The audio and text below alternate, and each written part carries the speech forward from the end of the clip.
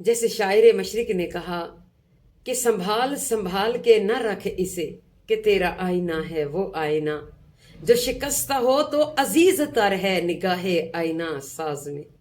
یہ جب تک دل ٹوٹے گا نہیں، اس پر چوٹ نہیں لگے گی، اس وقت ہم کیسے کامیاب ہو سکتے ہیں؟ یہ دل ٹوٹے گا، اس پر ضرب لگے گی، کبھی اپنوں کے تانے، کبھی غیروں کے تانے، کبھی کوئی پرابلم، کبھی کوئی پرابلم۔ تو اس طرح جب یہ انسان کا دل جو ہے وہ ٹوٹتا ہے، کبھی کہیں سے امید ٹوٹتی ہے، کبھی کہیں سے امید ٹوٹتی ہے، تو پھر اللہ کا یقین جو ہے وہ مضبوط ہو جاتا ہے، اللہ کی ذات اقدس پر یقین مضبوط ہو جاتا ہے کہ کوئی ایسی ذات ہے جو مجھے سنبھالا دے گی۔ اے مولا، پھر ہم دعا کرتے ہیں مولا کہ دنیا نے ہمیں ٹھکرا دیا ہے، تو اپنے در سے نہ ٹھکرانا۔ وہ بڑا رحیم ہے، وہ بڑا کریم ہے۔ تو میرے عزیزو، جب کائنات کے تاجدار رحمت عالم صلی اللہ علیہ وآلہ وسلم جیسی ہستی ہمارے پاس موجود ہے، ہمارے دلوں میں، ہمارے قلوب و اذہان میں موجود ہے، تو پھر ہم کیوں مایوس ہوں؟ پھر کیوں مایوس ہوں؟ تو ان غموں کو، ان عام پریشانیوں کو دیکھ کر ہم اس قدر دکھی کیوں ہو جائیں؟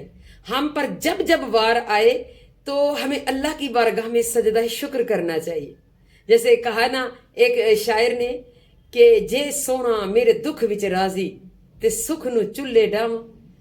یعنی جو اللہ کے پیارے ہوتے ہیں وہ دکھوں میں ایک ایسی لذت پاتے ہیں، ایسی لذت ملتی ہے کہ ان کو خدا کی قربت نصیب ہو جاتی ہے۔ تو پریشان ہونا چھوڑیے، یہ چھوٹی چھوٹی پریشانیاں جو آ جاتی ہیں ہماری زندگی کے اندر، ان پر ہم نے پریشان نہیں ہونا، بلکہ پریشانی کو بھی پریشان کر دینا ہے، وہ بھی پریشان ہو جائے کہ میں کدھر آ گئی، یہ تو بڑا ڈھیٹ قسم کا بندہ ہے، یہ تو سجدے نہیں چھوڑتا، یہ تو اللہ کا ذکر کرنا نہیں چھوڑتا، یہ تو شکر کرنا نہیں چھوڑتا۔ تو اس لیے یہ دل جب ٹوٹے تو پھر بھی اللہ کا شکر ادا کرے، اور اس بندے کا بھی شکریہ ادا کرے، تیرا بھلا ہو، تو نے میرا دل توڑا ہے، میری امید کو توڑا ہے۔ اگر تیری طرف سے میری امید نہ ٹوٹتی تو میرا رب مجھے کیسے یاد آتا؟